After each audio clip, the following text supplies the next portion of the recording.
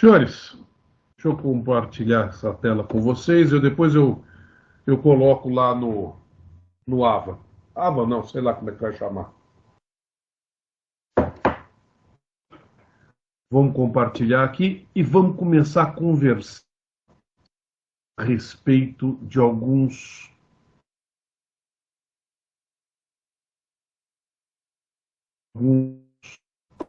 conceitos. Eu acredito que vocês já estão enxergando essa tela. Muito bem. Primeira coisa que a gente tem que conversar, o primeiro conceito, é provavelmente um dos conceitos mais importantes que existe com relação a custos. Quando a gente fala dos custos de uma empresa, quando a gente fala da sobrevivência financeira da empresa, um dos conceitos mais importantes que existe é o conceito de preço, que é algo que nós vamos aqui, um dos nossos objetivos é aprender a formular os preços da empresa. Ou, na verdade, do produto que nós vamos vender. E nosso caso aqui, específico, é o preço do produto básico. Quem é o nosso produto básico? Frango, farofa, um saquinho de farofa e um saquinho de batatinhas. Esse é o nosso produto básico. Bom, preço é algo que sempre esteve presente desde dos primórdios do comércio, desde que o homem começou a sair da era do escambo, ou mesmo na época do escambo, né, que é a troca simples, o conceito primitivo de preço já estava assim meio que formado, meio que embutido. Por quê? Porque você tinha que ter um fator comum para poder trocar as coisas. É lógico que quando foi criado o dinheiro, né, aquilo que se pode, o material que se pode trocar por qualquer coisa, a coisa ficou, o conceito de preço ficou um pouco mais claro. Mas sempre houve um conceito primitivo de preço. Um barril de vinho são 3 sacos de farinha, e não 2. Então, esse conceito de preço já estava consolidado. Ele só foi sendo desenvolvido com o passar do tempo, com o crescimento da negociação, né? O desenvolvimento do comércio. E ele se solidificou quando surgiu o comércio e o dinheiro. Então, a criação da moeda solidificou o conceito de preço. Você, com moeda, você troca por qualquer coisa. O que varia é o quê? A quantidade de moedas para cada coisa. Muito bem. Um dos conceitos, um dos erros, um dos mitos mais comuns com relação a isso, vocês agora vão falar para mim. Você quer ver? Esse mito vai aparecer aqui de forma muito clara. Eu já contei mais o final da novela, mas eu quero ver como é que vocês vão encarar isso. Eu vou jogar uma pergunta para a sala.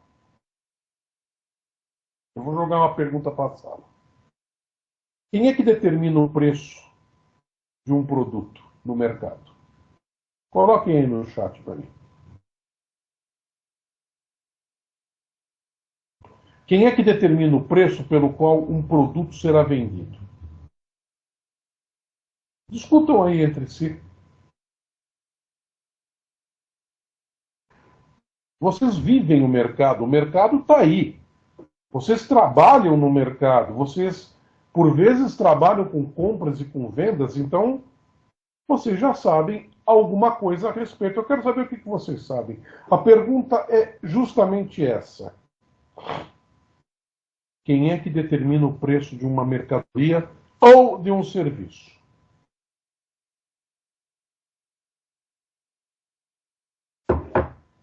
Vamos lá, meninos. Eu tenho aqui uma primeira resposta. Na opinião da Raquel, o produtor da matéria-prima, o Murilo, o dono do estabelecimento para Raquel, a demanda do mesmo. Vamos lá, eu quero mais respostas. A necessidade de demanda.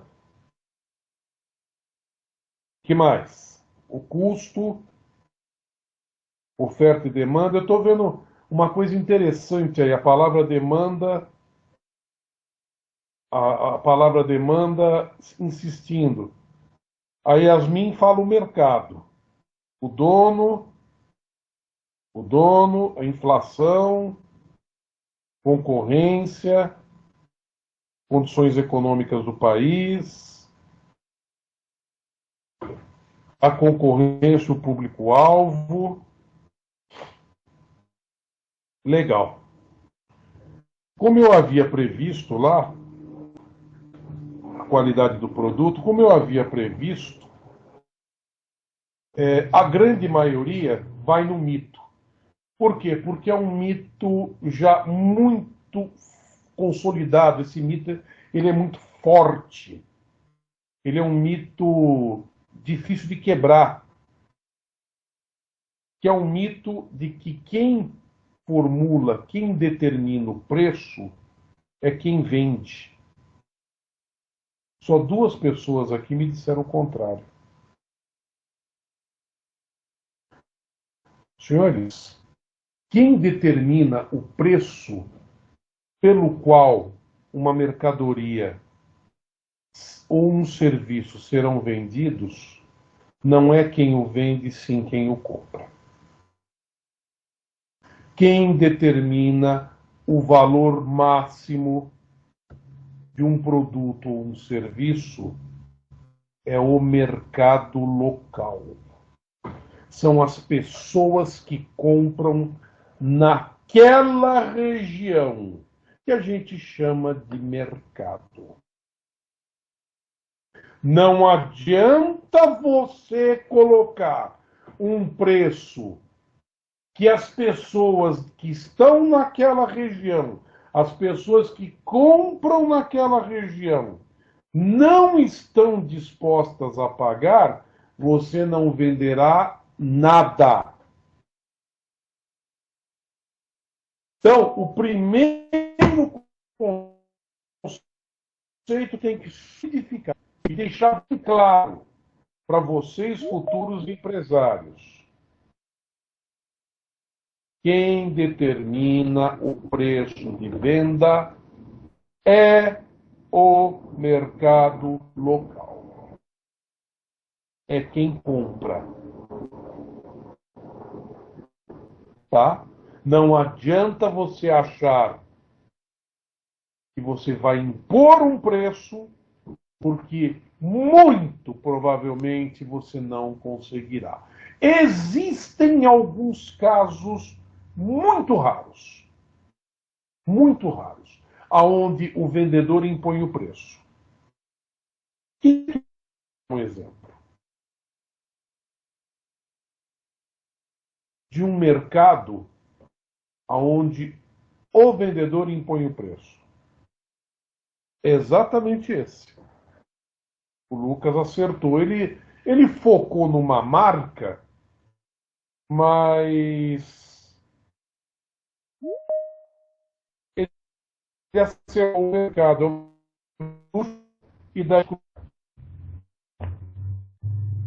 artigos exclusivos ou artigos de alto luxo, o mercado do luxo compra pela exclusividade. Então, o mercado de extrema exclusividade, você pode cobrar o que você quer. Experiência profissional cai no mercado da exclusividade. O que o profissional de extrema experiência tem do outro? Tem diferente do outro? A exclusividade? Sim. O que um relógio Rolex tem do diferente do outro? A exclusividade. Então, nesses casos, o vendedor impõe o preço. Um relógio Rolex custa US$ 10.000. Acabou. Esse é o preço. Você quer, você compra. Se não quer, você não compra. Você vai comprar a cópia Ting Ling. Tá? Então, o mercado do luxo, que é o mercado da exclusividade, é uma das raríssimas exceções onde o vendedor impõe o preço. Caso contrário, quem impõe o preço é o mercado. O que o senhor está querendo dizer, professor? No nosso case, se você for querer vender frango assado, frango de padoca, em Vila Brasilândia, a 100 conto, você não vai vender nenhum.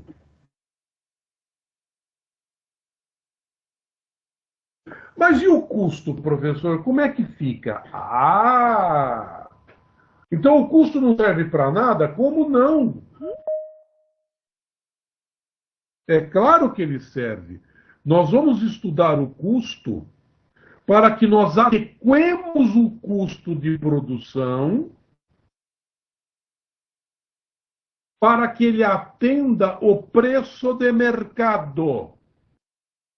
Então, o preço de mercado tem que cobrir os custos e ainda sobrar algum lucro. Afinal de contas, empresa não é casa de caridade. Então, nós trabalhamos o custo para que o dinheiro arrecadado com o preço que o mercado está disposto a pagar cubra o custo e ainda sobra alguma coisa, alguma remuneração ao empresário. Está claro isso? Vocês entendem?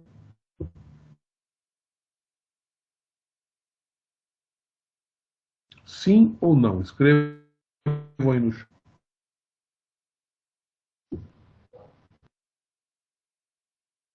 Então, pessoal, primeira coisa, é o primeiro trabalho, a primeira tarefa do case de vocês.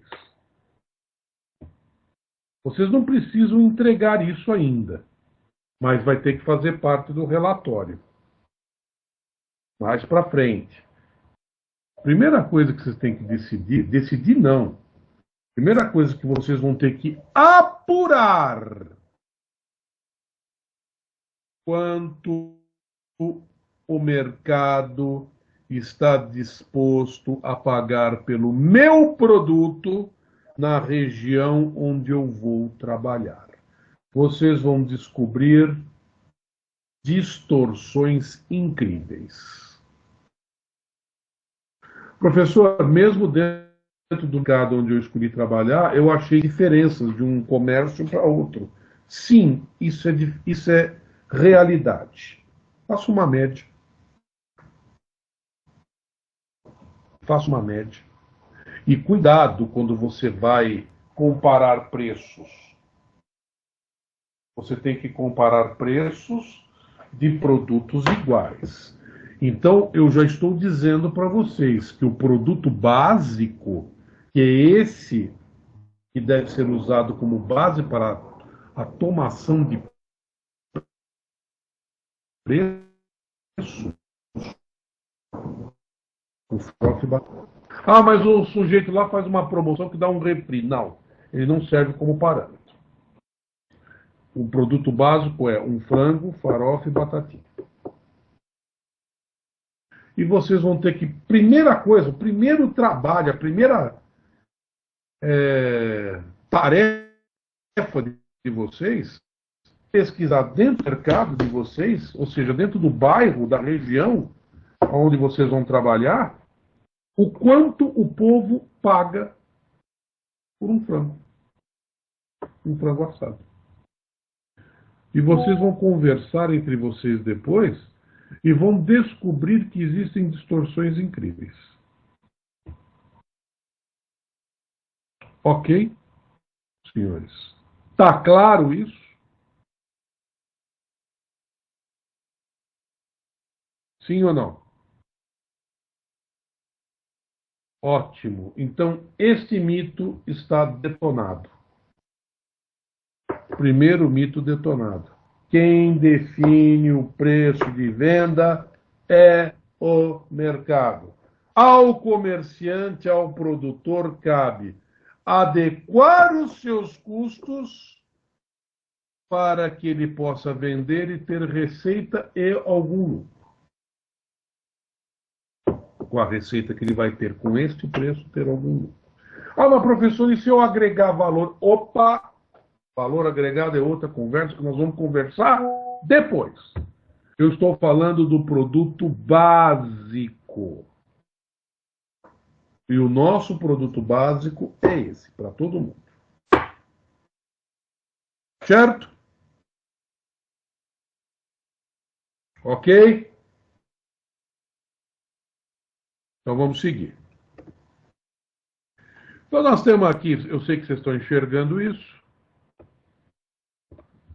Eu sei que vocês estão enxergando essa tela. Então aqui no começo nós tínhamos o escambo, né? Depois, quando surgiu o dinheiro, o preço foi formalizado, né? Tá? E o preço financeiro, né, que é a quantidade de moeda que se dá em troca de cada um de produtos e serviços foi finalmente formalizado e estabelecido. Então, segundo a teoria do preço, os bens recebiam seu preço a partir do custo de produção. No começo, mas infelizmente essa teoria caiu e se tornou um mito. Por quê? Não pode se considerar isoladamente. Nós temos a questão da demanda, algo que vocês conversaram aí. A concorrência e a demanda. E a concorrência geralmente está em vantagens de mercado ou financeira que um ou outro comerciante acaba oferecendo. E a soma desses fatores transporta a responsabilidade da criação do preço ou da estipulação do preço do fornecedor para o comprador. Tá? Então foi assim que a coisa foi mexendo, foi melhorando. O conceito foi melhorando. Até o que nós temos hoje. Tá? Um preço baseado no equilíbrio. O chamado ponto de equilíbrio, que nós vamos ver um pouquinho mais para frente. Ok, senhores?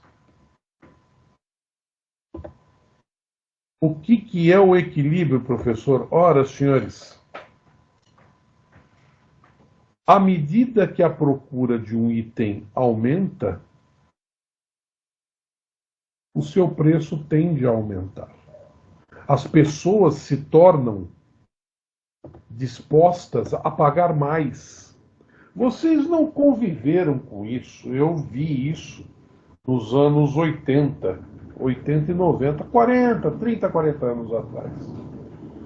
Quando começou o Plano Cruzado, nos anos 80, e depois com o Plano Real, nós tivemos um segundo exemplo disso. O dinheiro começou a circular no mercado. E quando o dinheiro começa a circular no mercado, as pessoas começam a ter dinheiro no bolso, principalmente pessoas que viveram regimes de inflação alta, que significa o quê?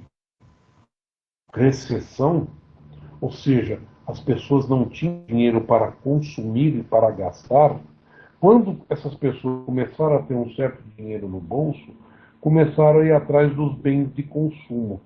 E um desses bens de consumo que começou a ser procurado, ou seja, a curva da procura começou se, a se elevar, foram os automóveis. E as fábricas não davam conta. Como é que é, professor? Eu vi, ninguém me contou. Depois vocês podem procurar isso no Google. Enquanto na época de inflação você comprava um carro e ganhava outro, como é que é? O senhor está doido? Não, não estou doido, não. Depois vocês pegam aí, procurem no Google propagandas antigas, no começo dos anos 80, antes do Plano Real, você ia numa concessionária Volkswagen, você comprava um Santana, você ganhava um Passat. Você comprava um Passat, você ganhava um Fusca. Por quê? Porque ninguém tinha dinheiro, os carros estavam encalhados nas concessionárias. E esses carros precisavam ser desovados. Então você comprava um, era caro, ninguém tinha dinheiro, e levava outro. Comprava um, levava dois. Eu vi isso. Tem propaganda. Vocês podem procurar depois. Só que essa situação, ou seja, o preço, o valor que as pessoas estavam dispostas a pagar por um automóvel era muito baixo. Então, o que o concessionário tinha que fazer? Ele não abaixava o preço, mas ele dava outro carro de graça. Tá? Fica aí como curiosidade depois, para vocês procurarem na internet. Em vez de ficar procurando porcaria no TikTok, faz essa pesquisa que vocês vão gostar. Então, o preço que o mercado estava disposto a pagar por um carro era muito baixo. Por quê? Porque tinha carro sobrando e ninguém tinha dinheiro. Quando veio o plano cruzado, e eu também vi isso, eu vi a situação se inverter. As pessoas tinham dinheiro. Os preços foram congelados.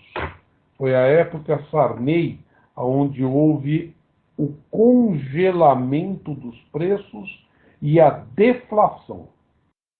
Tinha a famosa tablita, que deflacionava os preços. Eu também vi isso. O que aconteceu? Moeda forte, todo mundo tinha dinheiro no bolso, começaram a comprar. Os veículos sumiram das concessionárias e dos pátios das fábricas. Aí começou a época do ágio. O carro sempre foi tabelado pela tabela FIP. Tinha tabela. Sim, o carro era tabelado. Tabela da SUNAB, não era nem FIP na época, era SUNAB. Superintendência Nacional do Abastecimento.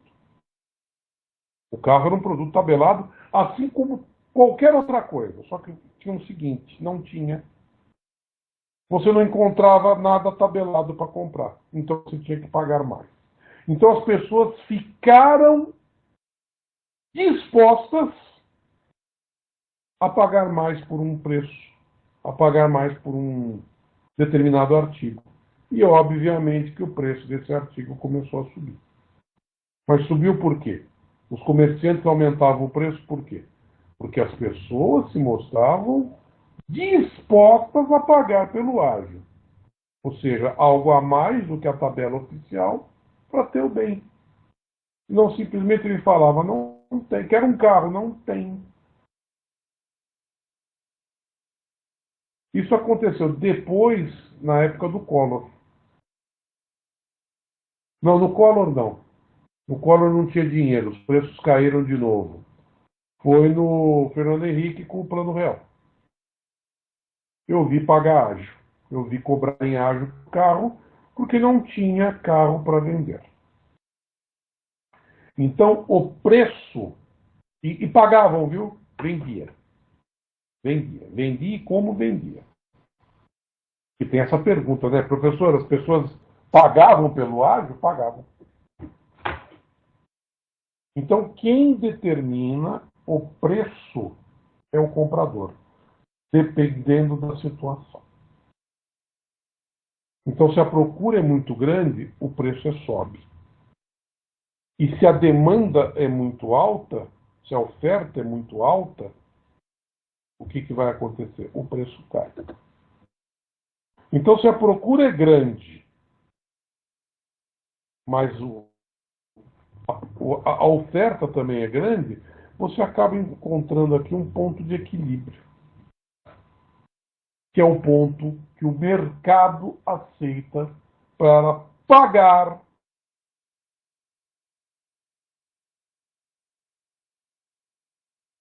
por um determinado produto ou serviço. Perfeito? Está entendido o conceito? Está tudo em ordem? Sim ou não? Tem 33 pessoas na sala. Está todo mundo quieto.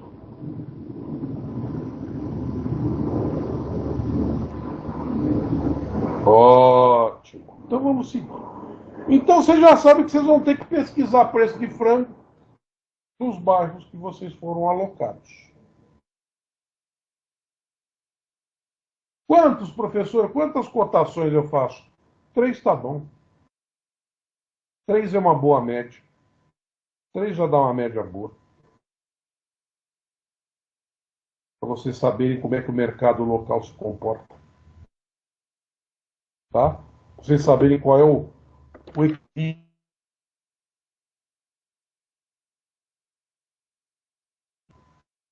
Beleza? Joia? Ok, então eu já sei o que é preço. É por quanto eu vou vender. E quem vai determinar o preço? O mercado local. Ótimo.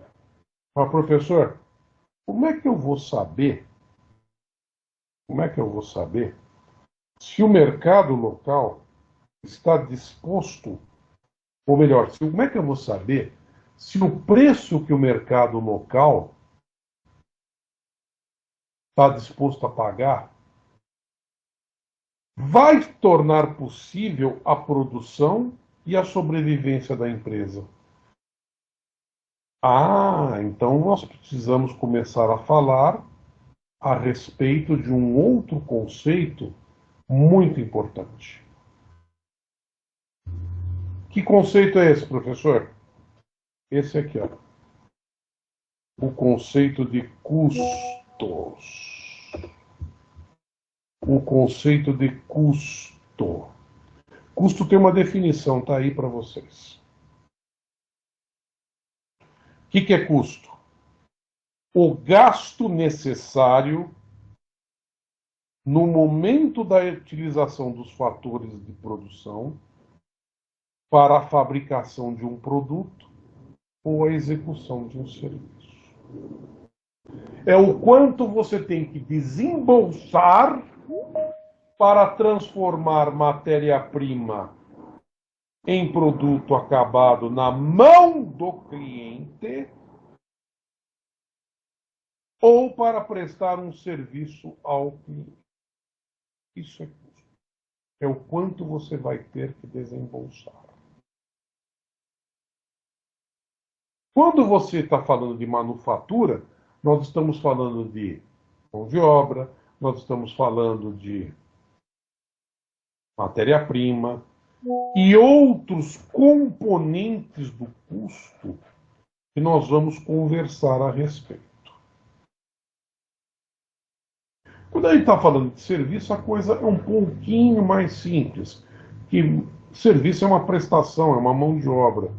Mas, por vezes, a mão de obra também envolve a utilização de alguns materiais auxiliares. Dá um exemplo, professor? Uma simples lavagem de carro. Lavagem de automóvel. É um serviço, sim. Só que para lavar o carro você precisa de água, shampoo, energia elétrica.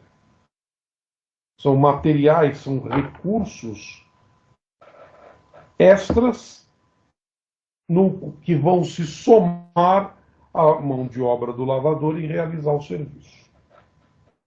Tá? Então, nós já vamos definir aqui que custo é o quanto eu vou desembolsar para produzir o meu bem e entregá-lo na mão do cliente, ou para prestar o serviço ao meu cliente.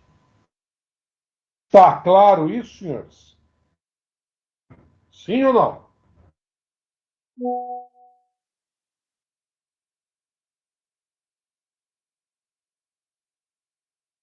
Perfeitamente. Perfeitamente. Só que tem uma coisa. O custo, como a própria definição dele já diz, ele está intimamente ligado ao processo de produção, ao processo produtivo. Sim, está. O processo produtivo, ele está relacionado a uma sequência. Na verdade, ele não está relacionado, ele é uma sequência de eventos que nós vamos chamar agora de operação, de operações, que transformam as matérias-primas em produtos acabados ou mão de obra em prestação de serviço. Esta sequência de operações tem um nome, que eu vou escrever aqui.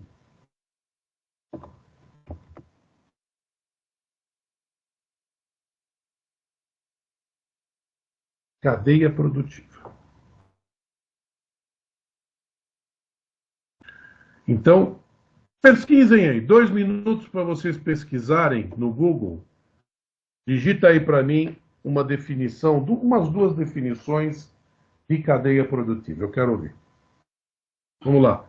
2 minutos para vocês pesquisarem.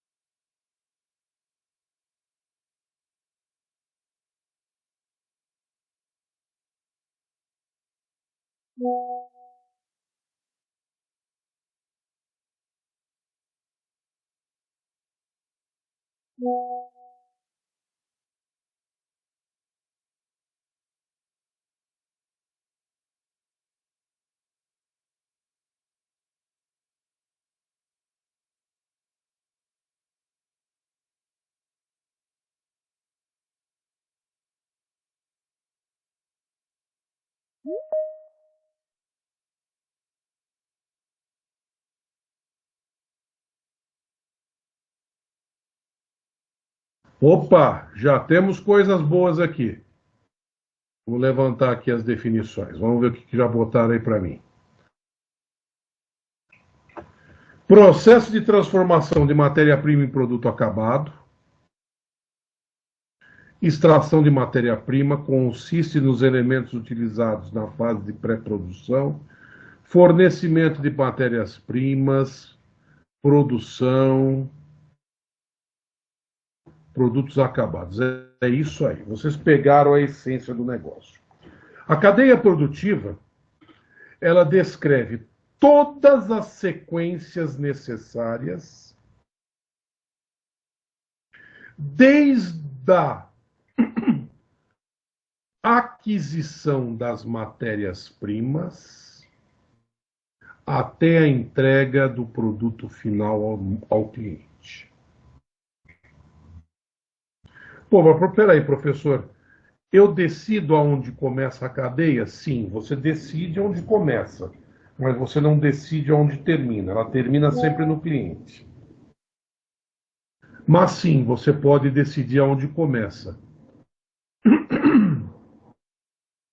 Ela começa no seu fornecedor oficial, ou no caso, nos seus fornecedores oficiais. Tá? E a cadeia produtiva, ela vai te descrever todas as etapas intermediárias que vão produzir o produto acabado ou o serviço acabado. Tá? É uma sequência de etapas interligadas, desde a extração das matérias-primas até a distribuição do produto final. Essa foi a melhor definição que eu vi até agora. Ok? Senhores, o custo nada mais é do que a precificação da cadeia produtiva. É você saber o preço de cada uma dessas etapas. E o preço do produto, ou melhor, o custo do produto, é a soma dos custos parciais de cada uma dessas etapas. Então, o primeiro passo, já que nós já temos, eu adorei essa definição aqui. Essa definição aqui deve ser do Chiavenato. Essa é a definição que eu gostei. A definição, se não me engano, é do Lidalberto Chiavenato. Contabilidade de custos. Então, é uma sequência de etapas. Quantas etapas tem? Depende. Depende do que, professor? Depende do que você vai fabricar e depende de como você vai fabricar. É uma sequência de etapas interligadas. Desde a extração, eu vou mudar a extração. Eu vou mudar então esse conceito eu vou adaptar o conceito para a gente. Eu vou trocar extração por aquisição.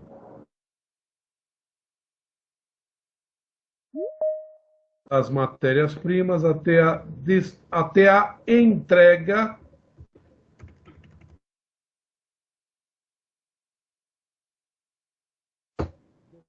Não. Essa é a nossa definição de cadeia produtiva. E custo nada mais é do que colocar valor financeiro, valor monetário em cada uma dessas etapas. E o custo é a soma de todas as etapas, mais algumas coisas que nós vamos ver depois. Então, além do valor, além do preço que o mercado está disposto a pagar pelo seu produto na região onde você vai trabalhar, você tem que definir agora a cadeia produtiva do seu produto. O pós-venda pode até entrar. Pode até entrar, entra sim. É custo, é custo, porque você vai ter que dar o pós. No caso, não tem. Se o cara comeu o frango, só se der dor de barriga, você vai ter que pagar remédio para ele. Entra na parte da garantia. E toma cuidado que dependendo de onde você for vender o frango, se der dor de barriga em alguém, pode ser que você não venda mais nada para ninguém. Pode ser que você não faça mais nada no dia seguinte. Então precisa tomar muito cuidado. A nossa cadeia produtiva vai começar na aquisição das matérias-primas e vai terminar na entrega do produto final, que é o frango pronto com a batata e com a farofa. Tá, professor, e como é que eu determino uma cadeia produtiva? Senhores, primeira coisa que vocês vão ter que levantar, ou melhor, a segunda coisa, que a primeira é o preço que o pessoal está disposto a pagar na região. A segunda coisa é uma receita de frango. Então, a segunda tarefa de vocês é uma receita de frango. De frango assado? Sim, senhor. Uma receita boa de frango assado, com farofa e batatinha. Para quê? Para que vocês determinem a cadeia produtiva deste frango, ou seja, a sequência de todas as operações que precisam ser feitas para transformar a matéria-prima em frango assado. E outra, né? Vocês têm que determinar também onde essas matérias-primas serão compradas. Porque quando a gente fala em comércio, senhores, quando nós estamos falando em fabricação, em manufatura, o que define o sucesso da tua operação hoje em dia, senhores, não é a venda. É lógico, se você não vender, você não fatura. Mas quem vai definir se a tua operação vai sobreviver ou não é a compra. Quem compra bem sobrevive, quem compra mal fale, que paga caro. O preço de venda é fixo, então você tem que pagar o menor preço possível na sua matéria-prima, mantendo um padrão de qualidade. Ok, senhores? Está entendido esses conceitos até o presente momento?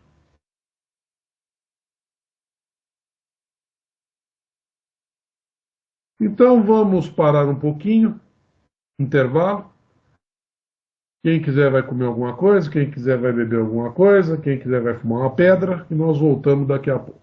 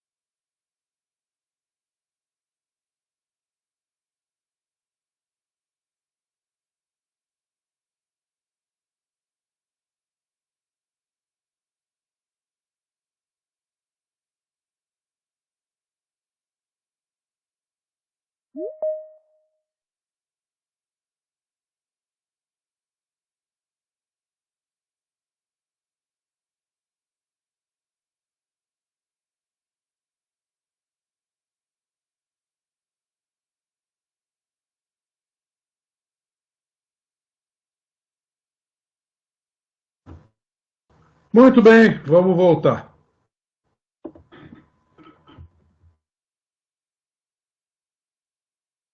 Então, pessoal, vamos retomar aí. Nós sabemos então que para nós determinarmos a cadeia produtiva, em primeiro lugar, o que nós vamos ter que ter? Uma receita. A receita do frango. Então, mais uma tarefa. Ah, o senhor vai inspecionar a receita? Não, não vou. Mas lembre-se que é isso que vai determinar a sua cadeia produtiva e as etapas desde a aquisição da matéria-prima até a entrega ao cliente.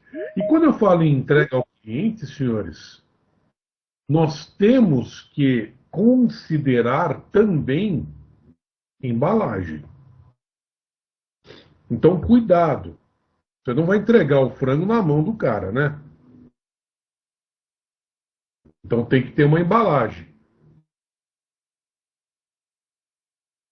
Outra coisa, quando nós falamos em aquisição de matérias-primas, eu vou bater novamente nessa tecla, nós não podemos ter em mente aquela visão de consumidor final que nós temos. Como assim, professor? Quando nós compramos para nós, pessoas físicas, nós temos uma visão de consumidor final. Ou seja, nós compramos, às vezes, quantidades menores para evitar deterioração dentro das nossas casas, né? Principalmente material perecível, que são alimentos. Só que essa compra em quantidades menores, vocês sabem que implica num preço mais elevado unitário. Então, quando nós estamos falando em compras industriais ou compras de produção, nós temos que levar em conta o quê? O valor unitário, ou seja, nós temos que levar em conta a redução de preço unitário. Então, não compramos a varejo, nós compramos no atacado. Nós compramos no atacado. Então, não, eu não vou comprar frango congelado no Pão de Açúcar, nem no Carrefour. Nós vamos ter que ir num lugar onde os preços sejam melhores. Só que para isso precisamos de valores de compras maiores. Um segundo só.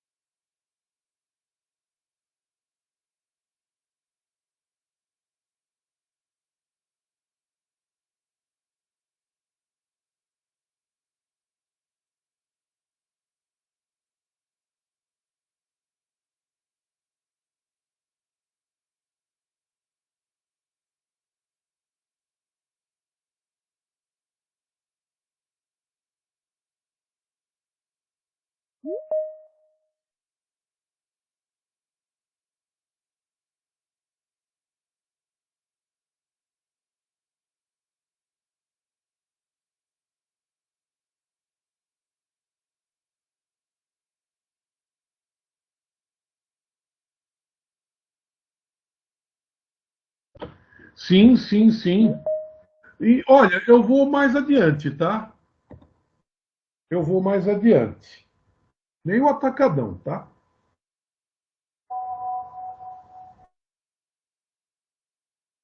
Nem o atacadão.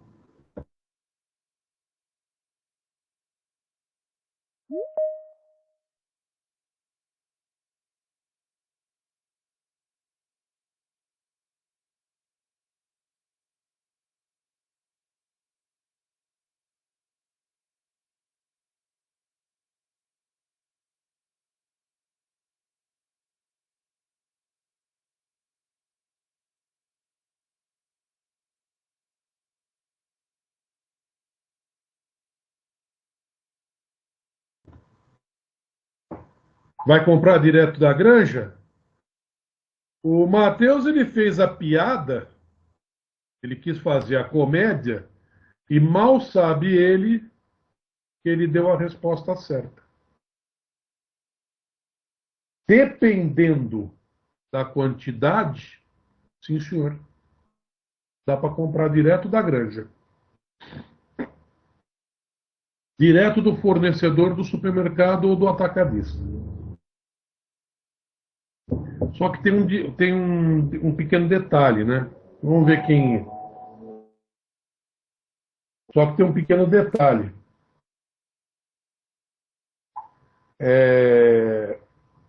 Para você comprar. Não é nem o transporte. Não é o transporte, não. O transporte é o de menos. Eu te digo que o transporte é o de menos. Eles entregam. Eles entregam. O problema é outro.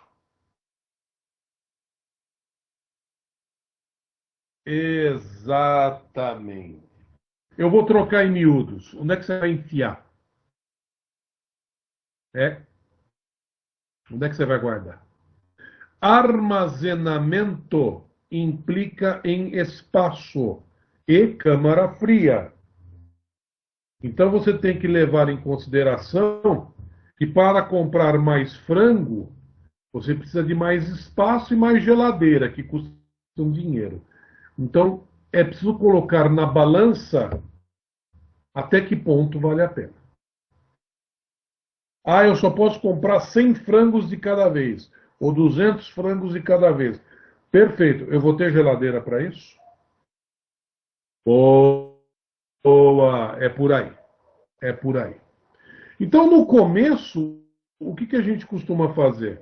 Compra de um distribuidor que venda quantidades atacado, mas você faz várias compras. Você compra 2 vezes por semana, 3 vezes por semana.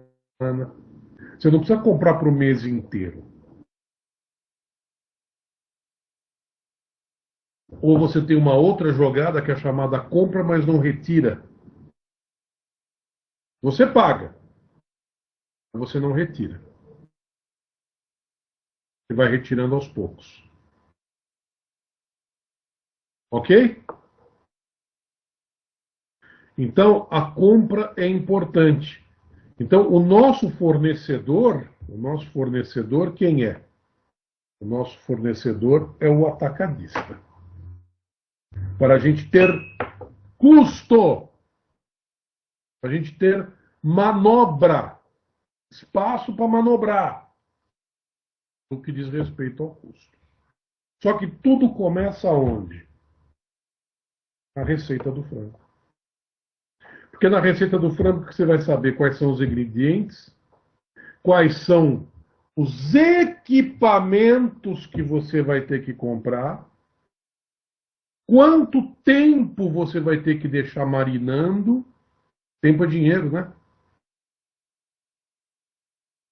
Tempo é dinheiro. Quantos você vai conseguir fazer por dia é a nossa cadeia produtiva. Então nós vamos ter que determinar para a semana que vem, o quê? Já a receita dos frangos para a gente poder começar nós vamos traçar em sala de aula a cadeia produtiva de vocês. Cada um vai traçar a sua cadeia produtiva. Já é um trabalho que eu vou dar. Então, o primeiro trabalho é o preço. Esse vocês não vão entregar. O segundo trabalho é a receita. Esse vocês não vão entregar. E o terceiro trabalho é a cadeia produtiva, que este sim vocês vão entregar. A cadeia produtiva do teu produto básico, que é o frango com batata e farofa. Como não existe uma única receita de frango assado, existem milhares. As cadeias, muito provavelmente, não serão iguais. Agora, qual é o conselho que eu dou para vocês? Tomem muito cuidado com a receita que vocês vão usar no local onde vocês vão usar. Tá? Não façam porcaria, mesmo nos lugares mais simples. Senão você queima o mercado. Ou melhor, o mercado te queima. E queima rapidinho.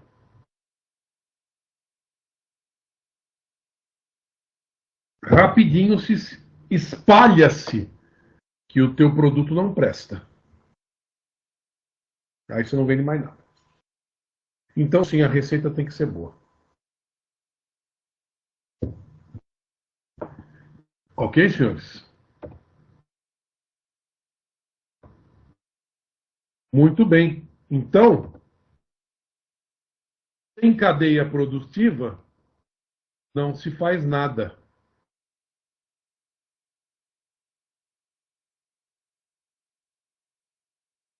Joia? Então, vamos continuar aqui falando a respeito de custos, né? Então, o custo pode ser... Vocês estão enxergando, eu acredito que vocês estejam enxergando ou não. Perderam acho que nós perdemos a sincronização aqui. Compartilhamento. Eu vou voltar aqui ao compartilhamento, acho que perdemos. Eu acho que agora voltou. Acho que agora voltou. Então, o custo ele pode ser considerado como um gasto necessário no momento da utilização dos fatores de produção, bens, serviços para a fabricação de um produto e execução de um serviço. Maravilha, professor, isso eu já entendi. Por exemplo, de desembolso. Exemplo de gasto. Exemplo de desembolso. Um exemplo é a matéria-prima. No nosso caso, não é a. No nosso caso é as. Ok? É um gasto. Matéria-prima, então, é um gasto em sua aquisição que imediatamente se tornou um investimento. Ué, por quê, professor? É um desembolso. Sim, é um desembolso. É um gasto, sim, eu concordo. Só que um detalhe, ela vai integrar o produto que você vai vender. Então não tem nenhum problema de você chamar matéria-prima de investimento.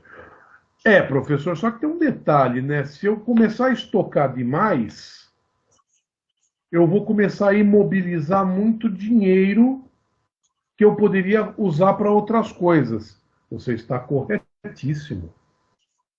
Não vou discutir isso.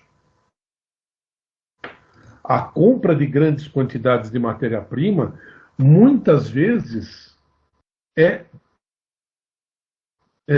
vantajosa. Por quê? Porque você paga valores menores. Só que tem uma coisa, você, às vezes, para ter esse valor menor, você precisa desembolsar mais, você precisa comprar maior quantidade. Tem o problema do armazenamento e da refrigeração. Sim, concordo. E do espaço, né? Concordo. Já é um desembolso maior.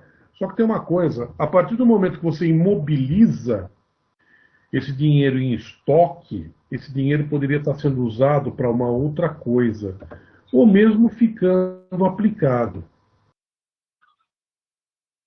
Mas, via de regra, a gente chama isso de investimento. Só que quando se torna excessivo, é prejudicial. Por isso que muitas empresas trabalham com o chamado just in time, né? O que é o just in time? Just in time é a entrega bem na hora. Então você tem aí um contrato com o teu fornecedor,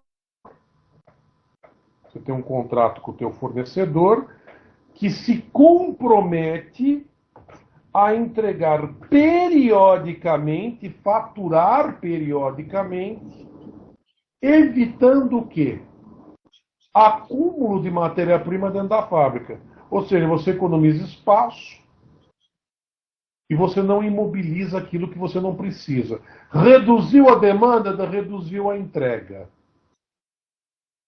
Aumentou a demanda, aumentou a entrega. É lógico que você sempre tem que ter um estoque mínimo prevendo atrasos na entrega para que a tua linha de produção não pare. Tá? Mas nós estamos falando isso de grandes empresas com grandes cadeias produtivas, grandes linhas de produção, que aqui no caso não é nosso métier, não é o nosso métier, não é a nossa realidade, mas sim pode ocorrer. Geralmente o just in time, ele prevê multas altíssimas para quem não o obedece. Eu já contei o caso aqui dos parafusos na Volkswagen. Já contei esse case aqui? Sim ou não?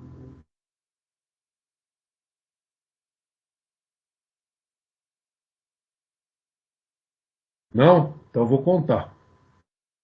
Década de 90, o just in time começando, né? Já era moda entre as grandes empresas. A Volkswagen aderiu e começou a comprar um determinado parafuso lá que era utilizado na linha de montagem. Eu não lembro de que carro, se era do Santana, se era do Gol.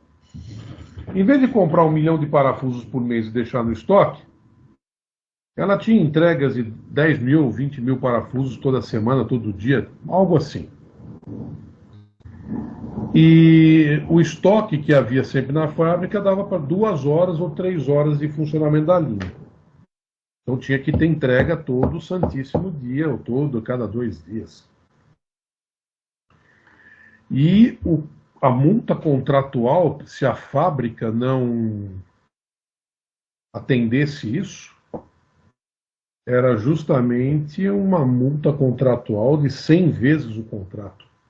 Ou seja, com a multa a fábrica quebrava. A empresa fornecedora de parafuso quebrava. E era justamente para não furar. Não podia furar. Ok, num determinado dia aí de entrega, aí deu um problema na Vianchel. As entregas eram feitas de caminhão. Era um caminhão, uma caminhonete, um negócio assim. Não era um volume muito grande. Num determinado dia, deu um problema na Viancheta. E a Viancheta ficou simplesmente parada. Totalmente congestionada. Ninguém entrava, ninguém saía. E o horário de entrega dos parafusos chegando, e o caminhão parado a quilômetros da Volkswagen e sem condição de sair dali. Ou seja, ia haver atraso. A fábrica de parafusos entrou em contato com a Volkswagen e falou: olha, não vou conseguir chegar. A Volkswagen falou: eu não tenho nada a ver com isso. A minha linha está funcionando. Se faltar parafuso na minha linha, você vai ser multado. Sabe qual foi a solução? E ela foi aplicada? E os parafusos foram entregues em tempo? Os parafusos foram entregues em helicóptero. Fretaram um helicóptero e os parafusos chegaram de helicóptero. O custo do helicóptero compensou a multa. Então, o just-in-time funciona, mas desde que haja uma sinergia muito grande entre comprador e vendedor. Negociar com uma Volkswagen é uma coisa, agora negociar com a gente que é pequeno, nas nossas empresinhas que são pequenas, eu te garanto que o just-in-time não vai funcionar. Uma outra, então, a solução é comprar no atacado dentro de uma quantidade que eu consigo estocar dentro do espaço que eu tenho disponível. Uma outra possibilidade de ter estoque sem fazer o investimento total, ou seja, sem você imobilizar muito dinheiro, mas ter o produto dentro de casa, é o chamado estoque consignado. Quem é que conhece isso? Quem conhece o conceito de estoque consignado?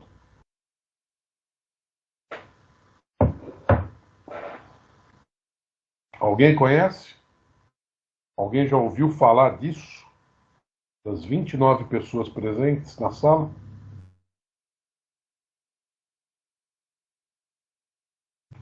Alguém já ouviu falar do conceito de estoque consignado? O que seria isso? Não? Ninguém ouviu falar?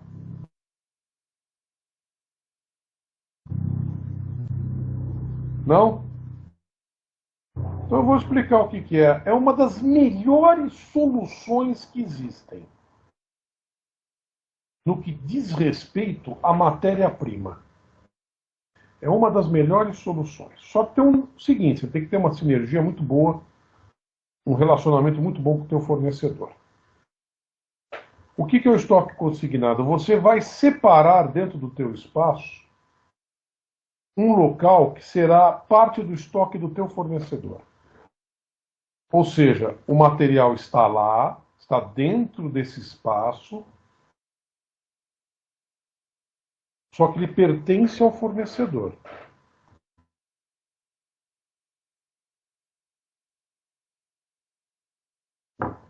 Tá? Exatamente. Você só fatura, o produto só será faturado quando ele for retirado de dentro do consignado. Então, se você não retirar, o produto está lá. Mas não é seu, você não precisa pagar.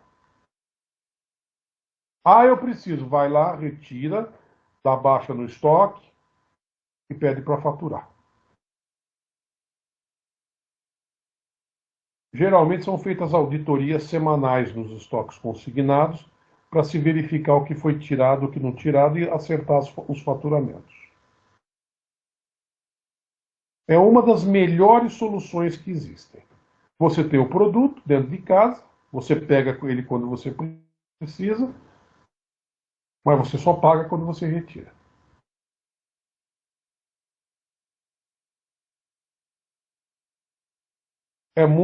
Isso é muito utilizado.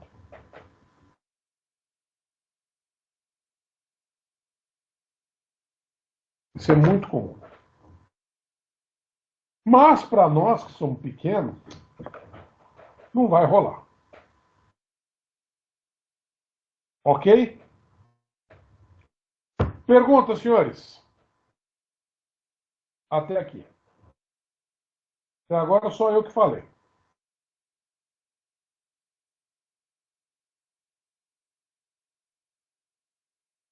Quero ouvir perguntas. Dúvidas?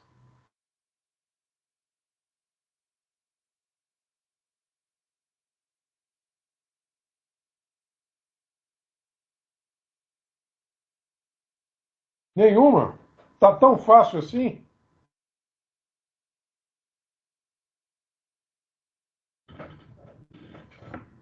Existem. Existem sim. Gostei da pergunta. Os problemas do estoque consignado, se eu trabalhei na Vox, não, mas esse é um case muito famoso dos cursos de pós-graduação de administração e dos cursos de contabilidade. Eu, além de engenheiro, sou contador. E esse case eu vi ele na faculdade de contabilidade, de ciências contábeis. Se existem problemas no estoque consignado, tem sim. Organização. Organização. Geralmente, os problemas do estoque consignado estão ligados à organização e aos balanços. Você tem que fazer balanço do estoque toda semana. A contagem do inventário. Tem que fazer inventário toda semana.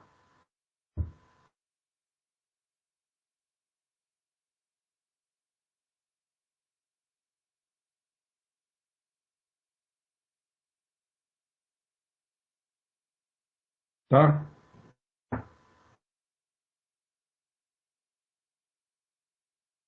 Você está brincando. Vocês estão mandando isso? Vocês estão mandando de helicóptero mesmo?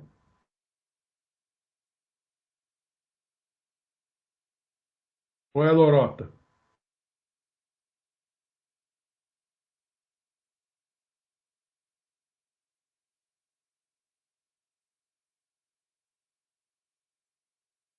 Pois é.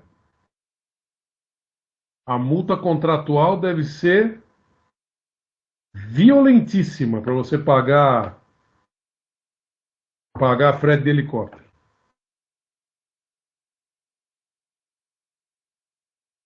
Tá aí.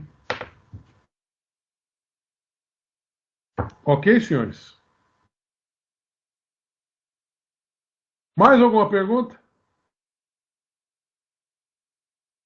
Eu sei.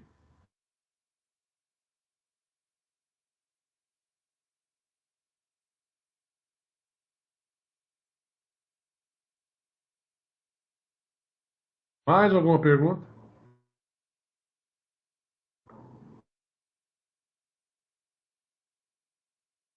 Semana que vem, métodos de custeio. Nós vamos ver como é que se faz custeio. Vamos falar sobre métodos de custeio. E vamos desenvolver aqui, na nossa aula, a nossa cadeia produtiva. Quer dizer, cada empresa vai desenvolver e vai mostrar para mim. Eu quero ver. Beleza? Estamos de acordo?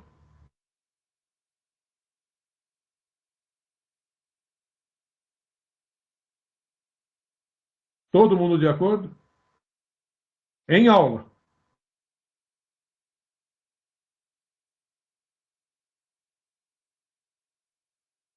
Então é bom vocês já começarem a olhar por aí modelos, né, de cadeia produtiva. Uns modelinhos para poder adaptar para o caso de vocês.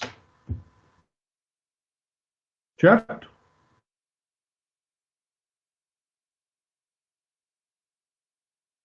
Todo mundo de acordo? Sextou?